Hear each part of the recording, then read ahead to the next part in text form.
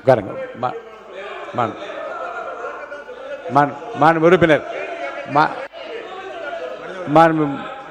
மனிதவளத்துறை அமைச்சர் அவர் சொல்லட்டும், அவரை பற்றி சொன்னதுனால சொல்லட்டும். மனிதவளத்துறை அமைச்சர். மாண்புமிகு பேரவைத் தலைவர் அவர்களே, அதாவது ஸ்டேடியம்ல இருந்து இந்த மாதிரி நடந்ததுக்கான விளக்கத்தை ஆல்ரெடி அளித்தாச்சு.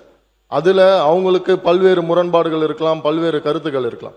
அப்படி இவங்க சொல்றாங்கன்னா அந்த சமயத்துல திராவிட முன்னேற்ற கழகத்தின் ஆட்சி தான் நடந்தது. அப்போ ஸ்டேடியம் வாசல்ல இருந்து இவங்கெல்லாம் வந்து அந்த மாதிரியான போதைப் பொருள் வித்தாங்கன்னு சொல்லி ஒத்துக்கிறாங்களா? அப்போ அதனால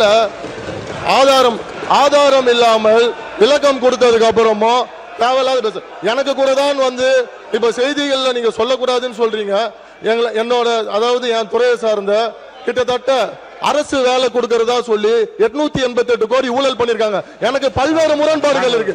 அதனால விளக்கம் அளித்ததுக்கு அப்புறம் அது மாதிரி தேவையில்லாத விஷயங்களை கருத்துக்களை தெரிவிக்க வேண்டாம் என்றது பேரவை வாயிலாக நான் தெரிவித்துக் கொள்கிறேன்.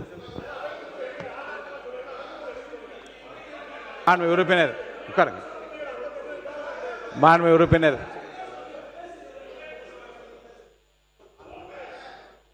பேரவைத் தலைவர் அவர்களே, அவரை பற்றி குற்றச்சாட்டு சொன்னால் அதற்கு பதில் சொல்லிட்டார்.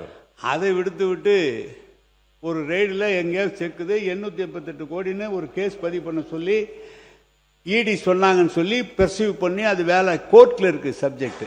கோர்ட்டில் இருக்கிற சப்ஜெக்டை இவர் கூப்பிட்டு பேசுகிறாரு. எப்படி சரியாக இருக்குமா? ஃபுல் விளக்கம் நான் சொல்ல முடியுமா அதுக்கு?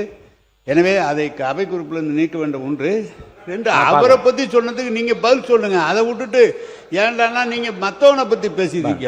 நீங்கள் எடுத்தீங்களே அந்த கார்டில் தண்ணீங்களே, அது என்னன்னு சொல்லுங்க. பள்ளிக்கல்வித்துறை அமைச்சர், பள்ளிக்கல்வித்துறை அமைச்சர் அவர் பேசி முடிக்கட்டும். உட்காருங்க.